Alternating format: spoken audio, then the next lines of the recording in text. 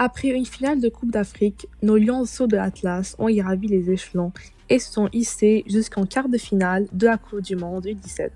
Un parcours dont personne ne s'attendait, révélant divers talents. Dans cette vidéo, il sera question de débriefer ce parcours en Coupe du Monde en disant ce qui a été bien et, dans l'autre sens, ce qui a été moins bien. Ensuite, je parlerai des joueurs pour qui, selon moi, se sont démarqués des autres et ont un grand futur devant eux. Avant de commencer, n'oubliez pas de vous abonner, liker, partager et commenter si vous aimez le contenu, car c'est vous la force. Tout d'abord, il faut féliciter nos lionceaux pour leur parcours, puisque personne ne s'y attendait. Le coach Shiba a gardé carrément la même liste qu'a joué la CAN, malgré le désaccord de plusieurs. Nos lionceaux ont commencé leur parcours dans le groupe A, le groupe du pays hôte, l'Indonésie, l'Équateur et finalement le Panama. Ils ont fini premier du groupe en battant 2-0 le Panama, en perdant 2-0 contre l'Équateur et en gagnant 3-1 contre l'Indonésie. En éliminant l'Iran au tir au but avec des arrêts magistraux de notre gardien Taha Benrozil, le Maroc a réussi à passer en quart et c'est là que celui-ci est tombé contre le Mali, un adversaire qu'il avait déjà rencontré en Coupe d'Afrique.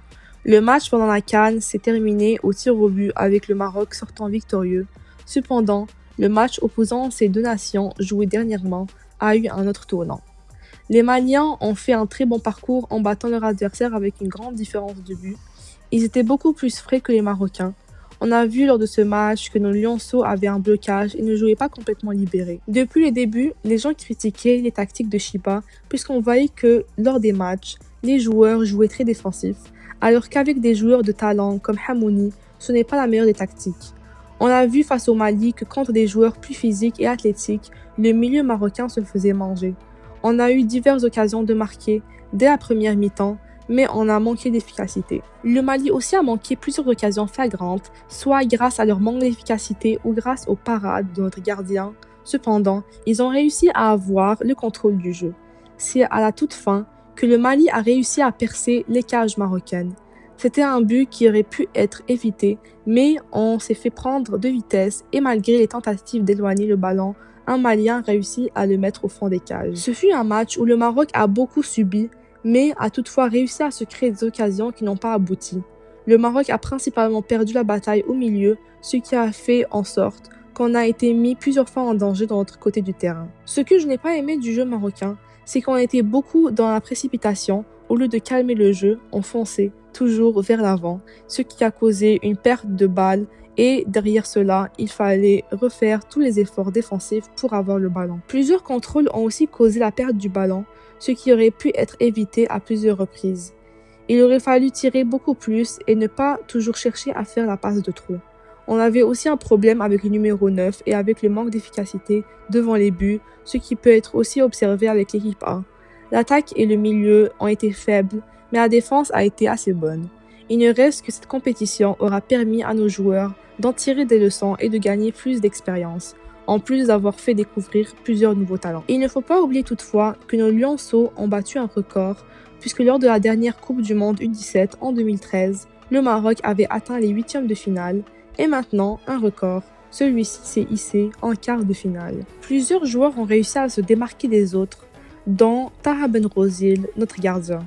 Il a fait plusieurs prestations très bonnes et a su hisser l'équipe en quart grâce à ses magnifiques arrêts face à l'Iran.